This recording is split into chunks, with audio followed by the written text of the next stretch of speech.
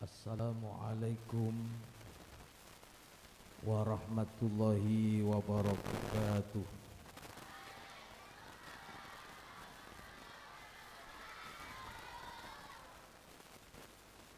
Innallaha witrun yuhibbul witra. Assalamualaikum warahmatullahi wabarakatuh.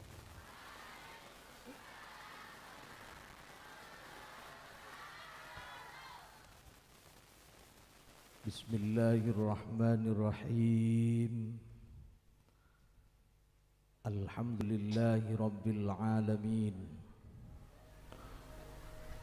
Wa bihi nasta'inu ala umuri dunya waddin. Wassalatu wassalamu ala ashrafil anbiya'i wal mursalin Sayyidina wa maulana Muhammadin wa ala alihi wa ashabihi ajma'in. Wala hawla wala quwwata illa billahil aliyil azim. Amma ba'du, hadaratil kurama wal fudala yang sama-sama kita muliakan, kita ta'zimi, kita taati Ibu Nyai Hajah Muzdalifah, yang kita muliakan, kita hormati, kita ta'zimi Kiai Haji Ahmad Yusuf, Kiai Yusuf Ahmad, ngapunten. Yang kita muliakan Kiai Haji Yusron Ahmad beserta yang mulia Kiai Haji Yudhofar Ahmad serta para keluarga. Mohon maaf dereng kula hafal asmanipun Gus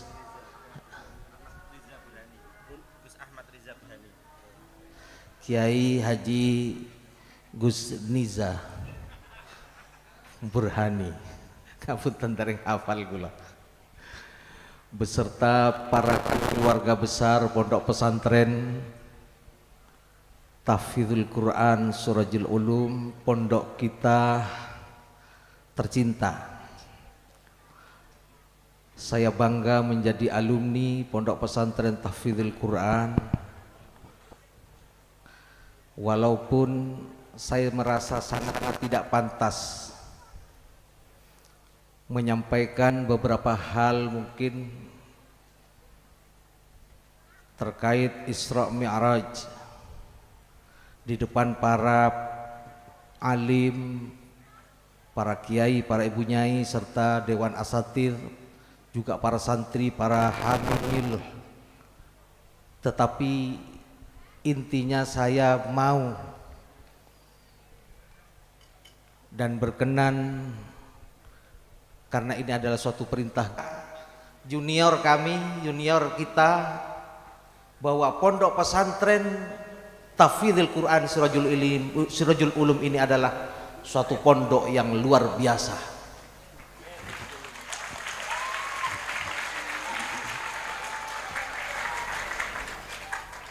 Barokah doa masyayikh, wabil khusus Hadratal Mukarram Hadratus Syekh Kiai Haji Muhsin Isman, karena doa beliaulah sehingga saya dan istri saya ada beberapa santri yang mau mukim, mau diajak untuk mutolaah bersama di Pondok Pesantren Al Anwar Madura. Ini tiada lain dan tak bukan hanya doa beliau Hadratus Syekh Hadratal Marhum Al Maghfurlah Kiai Haji Muhsin Isman. Lahul Fatihah. A'udzubillahi minasyaitonir rajim. Alhamdulillahirabbil alamin. Ya dan na'budu wa nasta'in.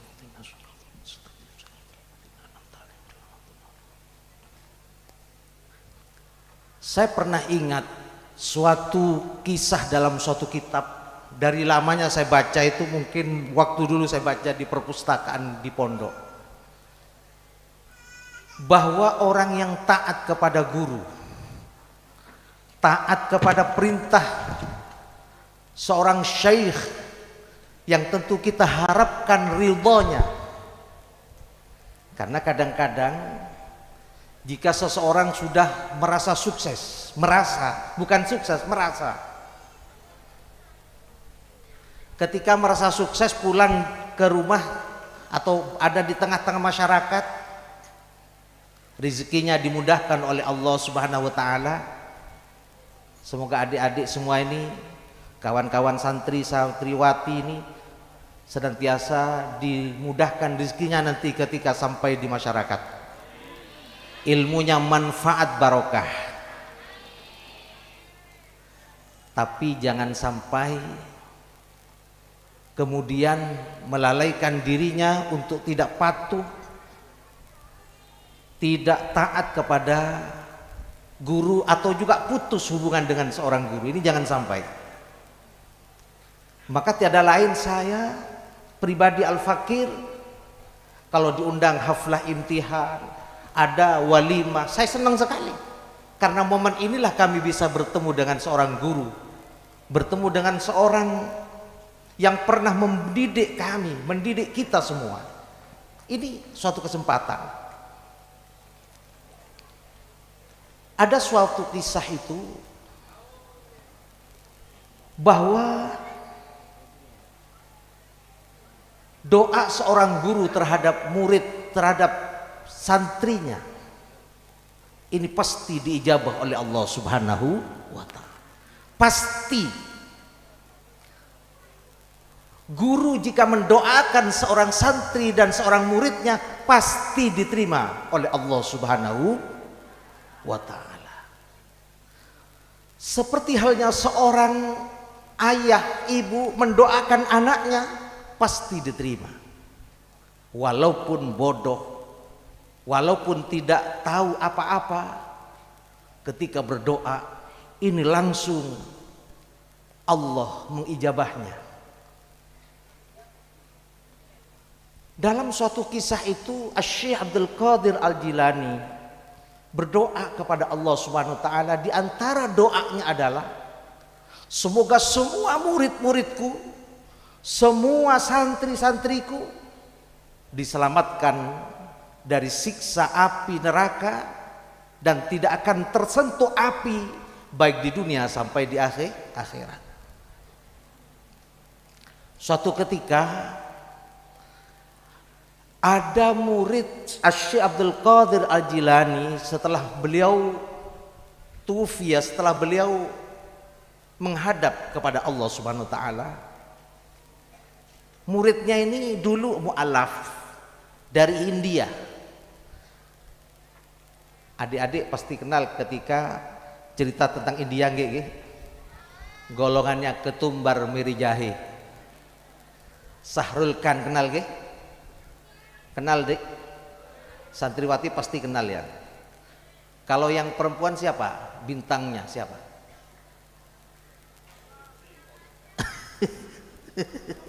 Korea. Jadi awalnya dia agama Hindu, tapi dapat hidayah sehingga menjadi murid atau santri Syekh Abdul Qadir Al-Jilani, masuk Islam. Dan tidak lama dari sang murid ini menuntut ilmu menjadi seorang santri muridnya Syekh Abdul Qadir Al-Jilani, beliau tufiya, dipanggil oleh Allah Subhanahu wa taala.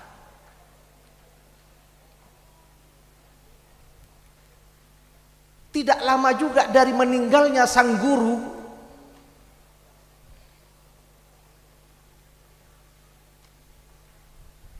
alumnus Syekh Abdul Qadir Jilani ini juga dipanggil oleh Allah Subhanahu wa taala. Belum nikah, tentu ada di tengah-tengah keluarga yang berbeda agama, berbeda keyakinan dengan keluarganya. Karena dia muslim, keluarganya masih Hindu. Kebiasaan kalau orang Hindu, kalau meninggal dunia diapakan kira-kira? dibakar.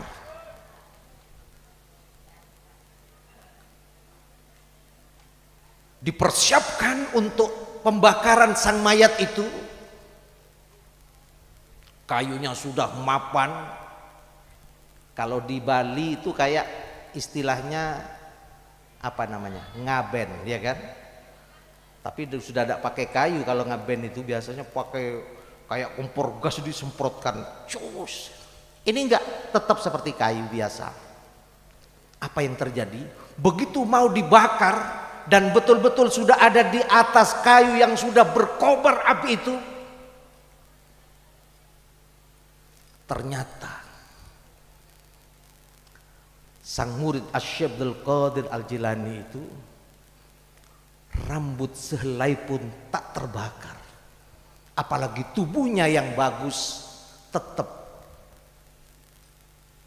masih utuh. Bahkan dibakar 24 jam sekalipun rambut sehelai pun tak terbakar, apalagi yang lain. Ini santrinya Syekh Abdul Qadir Jailah. Kalau nggak dapat doanya guru, bahaya. Adik-adik jangan coba-coba seperti itu. Apakah Kiai Yusuf Ahmad mendoakan saya seperti itu? Jangan coba-coba, tunggu dulu.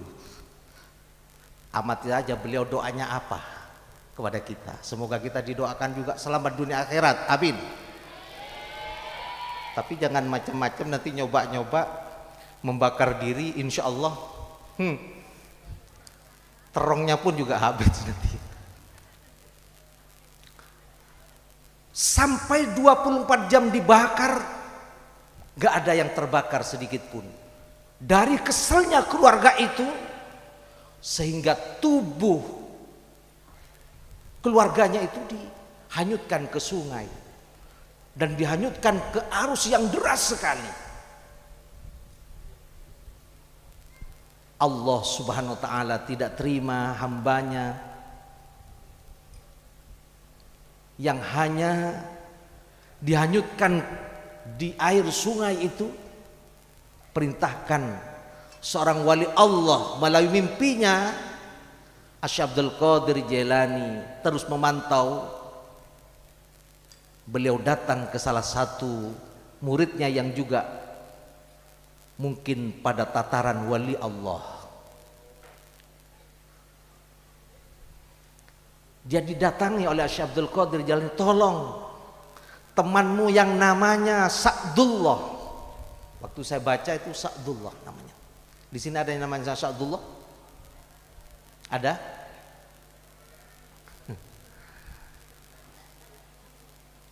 Tolong itu cari di sekitar ini karena dia dihanyutkan oleh keluarganya. Begitu ketemu ternyata walaupun lebih dari 3 hari 3 malam dihanyutkan, sedikit pun anggota tubuhnya tidak terluka sedikit pun, juga tidak tergores sedikit pun, bahkan utuh. Di dalam keterangan itu tubuhnya bau harum semerbak mewangi. Ketika sudah dihormat sebagaimana mestinya, dimakamkan, di malam harinya datang dalam mimpi seorang alim, seorang wali tadi. Ditanya, kenapa? Apa yang terjadi pada dirimu? Dijawab, apa yang engkau peroleh dari semua ini? Dalam mimpinya terjadi dialek antara Sa'dullah dengan seorang wali itu. Dia menjawab bahwa aku adalah santri Syekh Abdul Qadir Al-Jilani yang tidak pernah menolak ketika aku disuruh apapun. Aku tidak pernah meninggalkan apa yang telah menjadi perintah sang guru.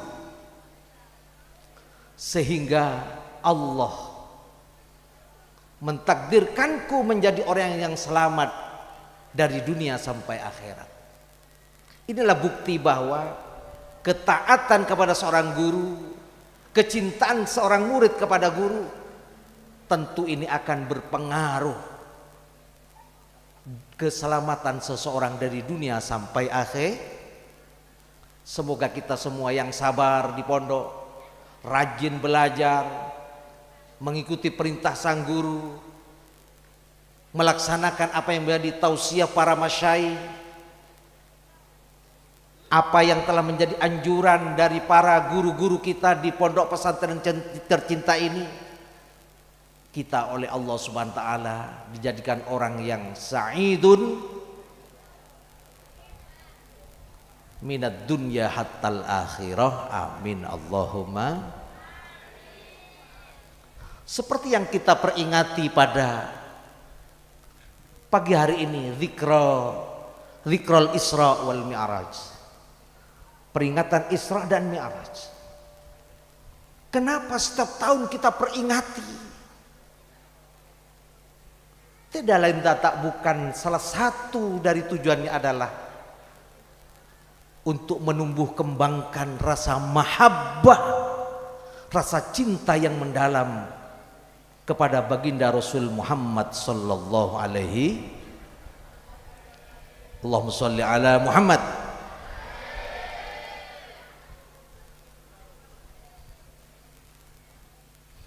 Kira-kira kita kenal apa itu cinta kepada Rasulullah? Samakah cinta kita kepada Rasulullah dengan cinta kita kepada orang yang kita cintai? Cinta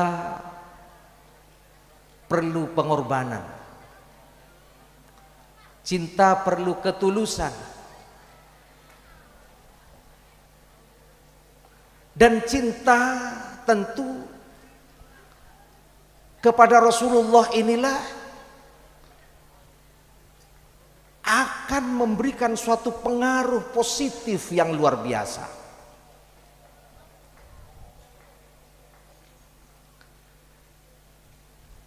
Karena dalam peringatan Isra dan Mi'raj, kita tahu bahwa Isra dan Mi'raj merupakan mukjizat,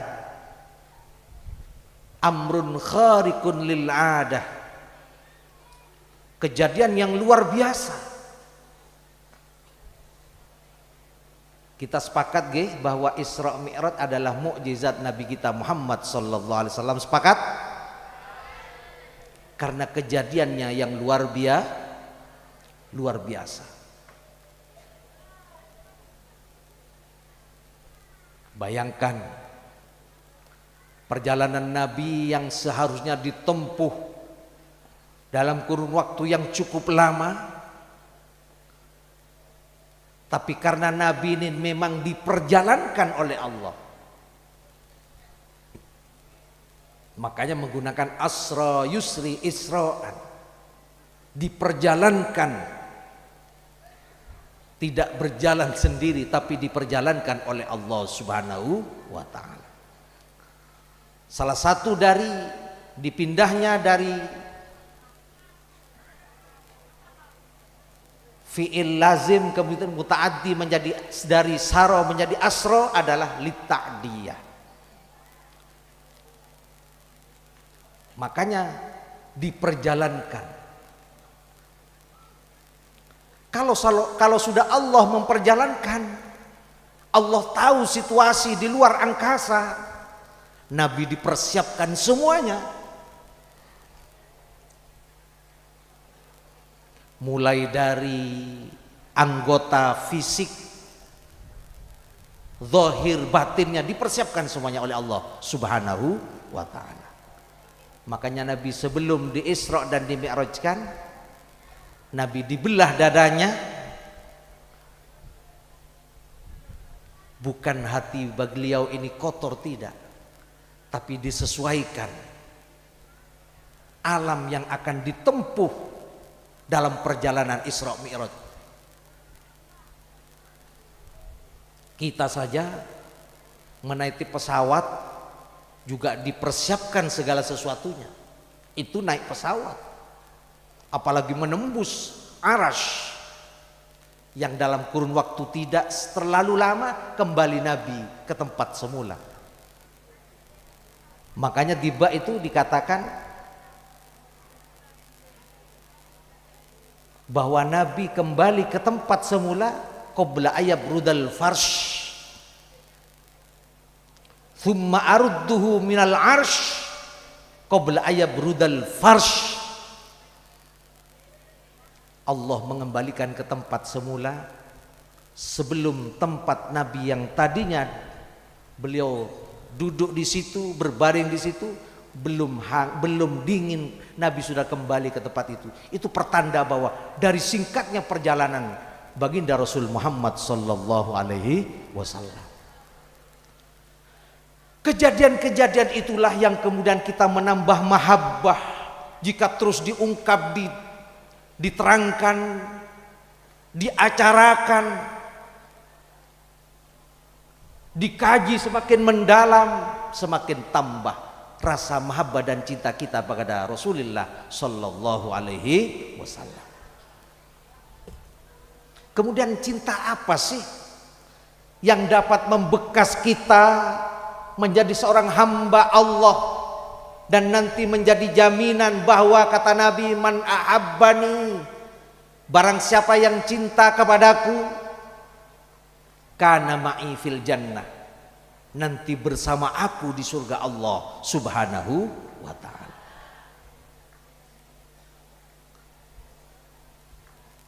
Cinta semacam apa? Ini yang penting. Seperti halnya kita cinta kepada seorang guru, taat kepada perintah seorang guru. Ini penting kita perhatikan. Kadang-kadang waktu di pondok tidak begitu cerdas, tidak begitu hebat, tidak pernah di ranking pertama, kedua dan seterusnya. Tapi karena taat kepada seorang guru, patuh kepada apa yang menjadi peraturan pondok pesantren, meninggalkan apa yang menjadi larangan pesantren, di masyarakat kadang-kadang orang yang seperti itu dihormati dan sukses di tengah-tengah masyarakat. Ini banyak seperti itu. Saya banyak teman dulu di pondok, hebat di pondok. Kalau sawir atau musyawarah itu luar biasa. Kadang-kadang dalilnya itu hafal semua. Geletek di masyarakat, apa yang terjadi? Gak sholat. Na'udzubillahi min. Setelah diamati, kenapa? Karena sombongnya. Kadang-kadang ketika guru memanggilnya, hei bos atau hei, pura-pura gak dengar karena dia takut disuruh sesuatu. Ada enggak santri yang macam ini? Ada enggak? Ada. Yang mana orangnya? Ternyata seperti itu. Di pondok kadang-kadang karena pinter, karena menguasai materi pendidikan yang ada di kelasnya itu, wah, kadang-kadang meremehkan temannya, ke gurunya kurang hormat. Apa yang terjadi? Di masyarakat ilmunya tidak manfaat, apalagi mendapatkan barokah, jauh dari itu. Na'udzubillahi min. Kembali kepada cinta kita kepada Rasulullah sallallahu alaihi wasallam. Ada suatu kejadian bahwa dulu itu ada orang tukang panggul, tapi hebatnya ketika dia ada setiap bulan Maulid selalu memperingati hari kelahiran baginda Rasul Muhammad sallallahu alaihi wasallam. Dan salah satu bukti orang cinta kepada Nabi itu biasanya jika nama Nabi asma beliau Nabi Muhammad sallallahu alaihi wasallam disebut, kita tidak usah disuruh menjawabnya dengan sholawat dan salam. Allahumma sholli ala Muhammad. Alhamdulillah. Ada tukang panggul, Bu, Mbak santri, Kang santri, tukang panggul di pasar. Ini bukti orang yang betul-betul cinta kepada Nabi. Setiap hasil memanggul itu, umpama hasil berapa kalau di Pare atau di sini tukang panggul itu biasanya berapa upahnya ya? 20.000 ya, umpama, atau 50.000. Pasti dia sisihkan 10.000 dengan niat 10.000 untuk mengadakan peringatan Maulid Nabi besar Muhammad sallallahu alaihi wasallam. Setiap hari nabung 10.000, 10.000, 10.000. Setiap hasil kerjanya itu ditaruhnya rapi sampai istrinya pun tidak tahu.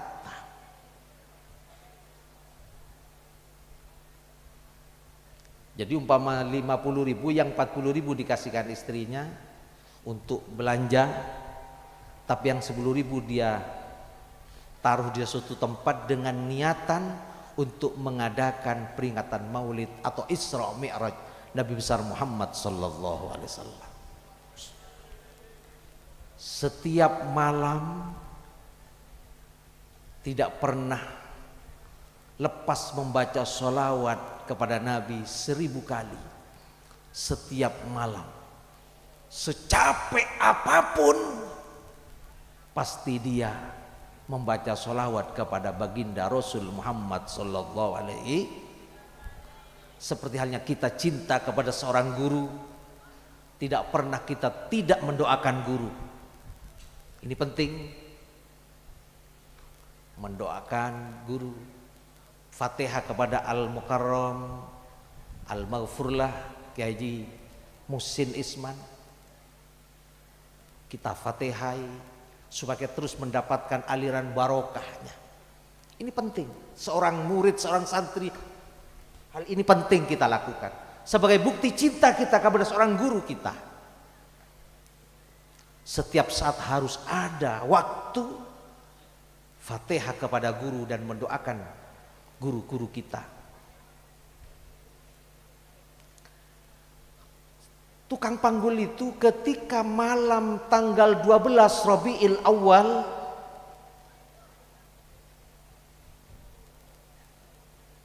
di pagi harinya, uang yang ditabung selama 1 tahun itu diambilnya, dihitungnya, ternyata alhamdulillah lumayan, jutaan, bahkan puluhan juta kalau orang Indonesia.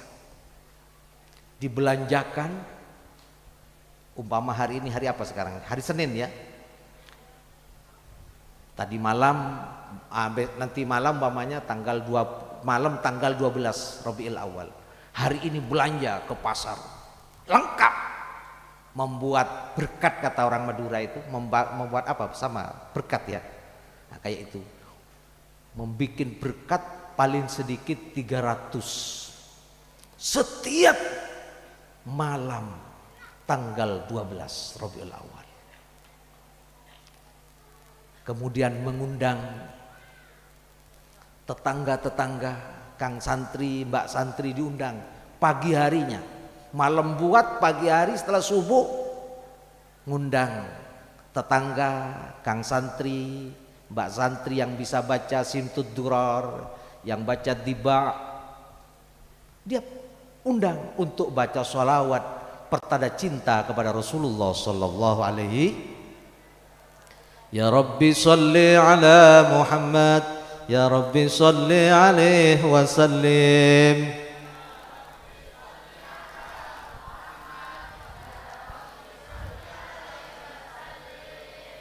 Seperti itu, contoh satu aja, jangan banyak-banyak. Baca Diba setelah itu. Ya Rasulullah salamun alaik, Ya rafi'ash syani wad daraji, ya Rasulullah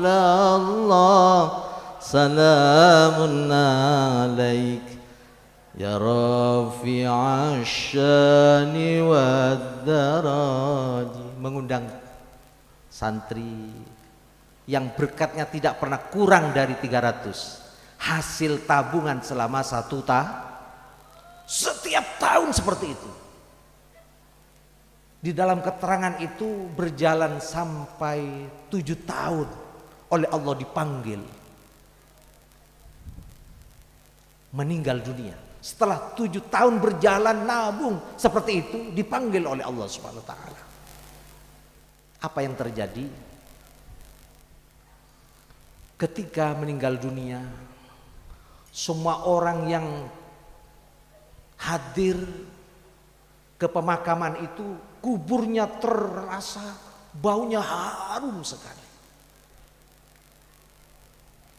Di malam harinya, seorang yang alim di tempat itu didatangi almarhum itu. Ditanya, bimanilta dzalika, karena dilihat ketika di alam kubur itu kayak ada di dalam suatu istana yang mewah. Ditanya, bimanilta, sebab apa kau peroleh seperti ini? Kok kayak ada di suatu tempat istana yang megah?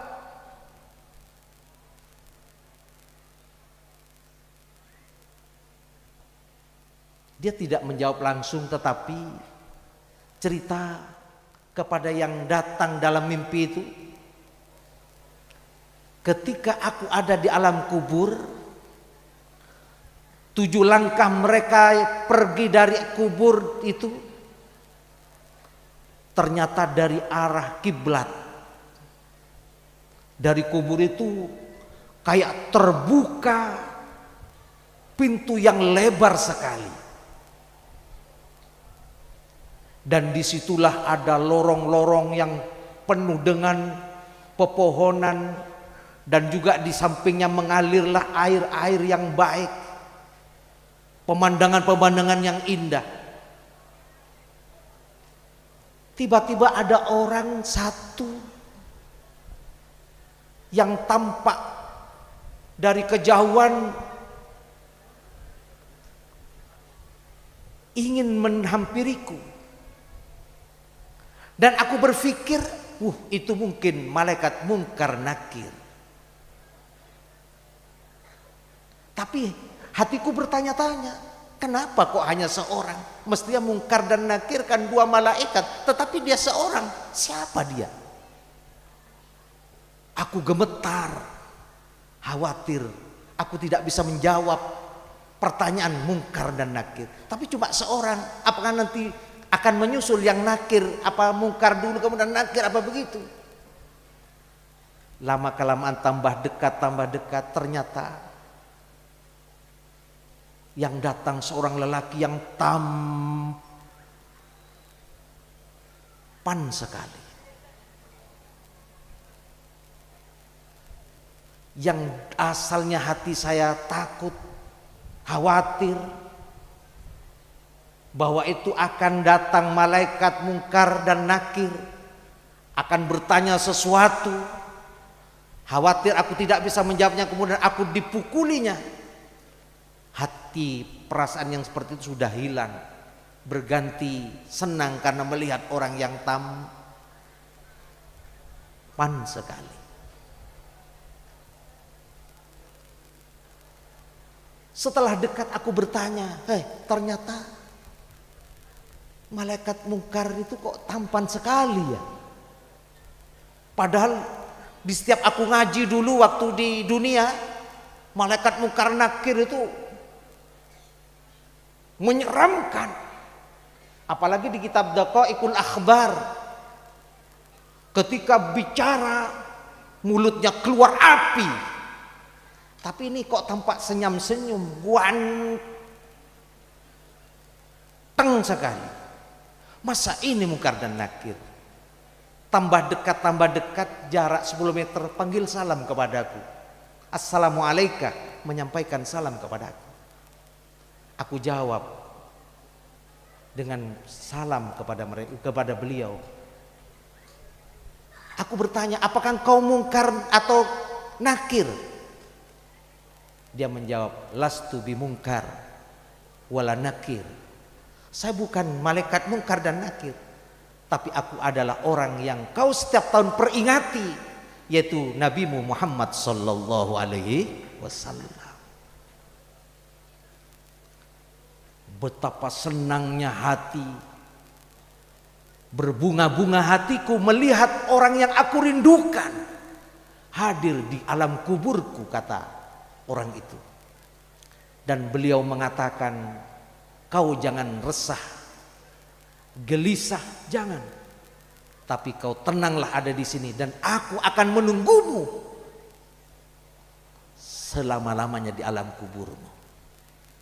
Ini suatu bukti bahwa jika ada seseorang yang sudah cintanya mendalam seperti itu, insya Allah orang ini akan menjadi orang yang selamat dari dunia sampai akhir. Dan pantas kalau Nabi mengatakan, man ahabbani, siapa saja yang cinta kepadaku, kana ma'i fil jannah, nanti di surga bersamaku, kata Rasulullah sallallahu alaihi salli ala Muhammad. Inilah bukti bagaimana kita dengan peringatan Isra Mi'raj inilah bisa membentuk kepribadian kita semakin mencintai panutan kita baginda Rasul Muhammad sallallahu alaihi wasallam. Tentu banyak hal yang perlu kita dalami, seperti perjalanan beliau dari Masjidil Haram ke Masjidil Aqsa. Juga tadi oleh pengasuh kita Kiai Yusuf Ahmad dalam syair-syair dan bait-bait pujanya tadi menceritakan bagaimana beliau Nabi dalam perjalanan Isra Mi'raj menemukan seseorang yang kemudian memukuli kepalanya sendiri, sampai berdarah, bahkan darahnya itu mengalir bagaikan sungai. Ditanya kepada malaikat Jibril, hai Jibril, siapa itu orang? Kok suka-sukanya memukuli kepalanya sendiri bahkan mengalir darah bagaikan sungai? Dijawab oleh malaikat Jibril, itu gambaran orang-orang yang malas jika dipanggil oleh masjid atau musola dengan adzannya Allahu Akbar, Allahu Akbar. Biasanya Kang santri kan, tapi bukan santri ini. Ada santri di rumah itu, ada orang adzan yang asalnya pakai sarung ya kan. Sarungnya itu biasanya dipakai begini, begitu adzan ditarik, dilepas sarungnya kemudian ditarik ke kepalanya. Alhamdulillah dari belakang kelihatan. Apalagi gak pakai sesuatu itu. Santri laki-laki itu di rumah, kalau di sini alhamdulillah begitu ada adzan langsung berangkat ke masjid. Karena nanti di akhirat malaikat itu heran. Ada beberapa kelompok orang yang wajahnya cantik sekali. Wajahnya tampan sekali, bagaikan rembulan. Malaikat sampai heran, lu siapa sih? Kok cantik amat, kok tampan amat, siapa sih? Apakah aminal malaika? Apa kau golongan malaikat? Apa jawabnya? Nehi. Bukan. Tapi siapa engkau? Kok wajahnya tampan cantik seperti itu? Siapa engkau? Dia menjawab, aku ketika mendengar adzan di masjid, mendengar adzan di musola, bergegas langsung wudu dan pergi ke dalam Alhamdulillah. Ada sebagian yang seperti bintang gemintang. Ditanya, kau aminal malaika? Bukan. Tapi siapa? Aku ketika adzan sudah berada di masjid, sudah ada di musola. Ada yang lebih tampan dari itu bagaikan matahari. Setelah ditanya dan menjawab bukan malaikat, dia jauh sebelum adzan sudah melakukan sholat sunat di tempat itu, sudah deres dapat 1 juz bisa 2 juz, maka itu nanti di akhirat wajahnya, tampannya, cantiknya melebihi matahari. Amin Allahumma, amin Allahumma. Itulah. Tapi orang yang kemudian tadi yang telah dibacakan oleh Hadratus Syekh tadi, dalam perjalanan beliau Nabi Isra dan Mi'raj menemukan orang yang memukul kepalanya, menggergaji kepalanya sendiri sampai keluar darahnya mengalir bagaikan sungai. Ditanya, siapa mereka? Siapa dia wahai Jibril? Nabi melihatnya karena keheran, masa kepalanya digergaji sendiri, dipukuli sendiri, kemudian mengalir airnya bagaikan sungai itu. Heran. Malaikat Jibril menjawab, itulah Kang santri, Mbak santri yang sudah adzan tenang-tenang, tenang-tenang saja. Sampai adzan berikutnya belum saja bangun. Itu berarti nanti santri yang macam itu di akhirat akan menggergaji kepalanya sendiri sampai darahnya mengalir bagaikan sungai. Na'udzubillahi min. Biasanya kalau di pondok enggak sih, karena ada pengurus. Tapi begitu liburan, ya kan? Ini saya cerita di pondok saya aja.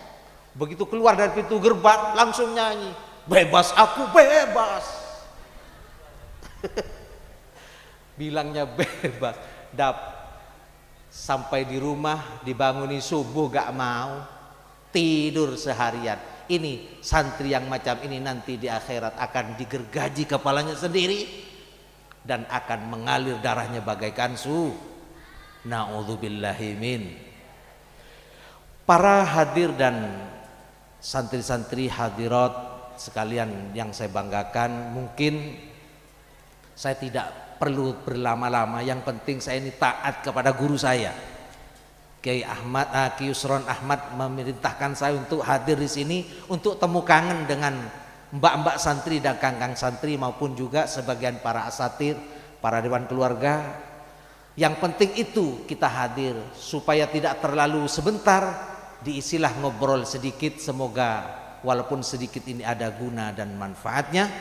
Yang paling penting kita doakan bersama, semoga Bunyai Muzdalifah Muhsin sekeluarga diberi kesehatan dohir batin, beliau dipanjangkan umurnya supaya kita selalu mendapat nasihat, tausiah dan doanya.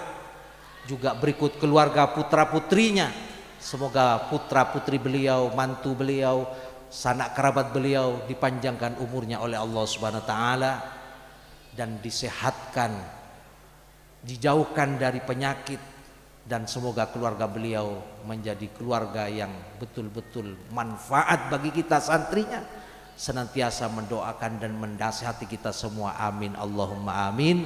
Amin Allahumma amin Allahumma. Para masyayikh, para kiai, para ibu nyai dan kang santri, mbak santri sekalian, itu sajalah yang mungkin dapat saya sampaikan.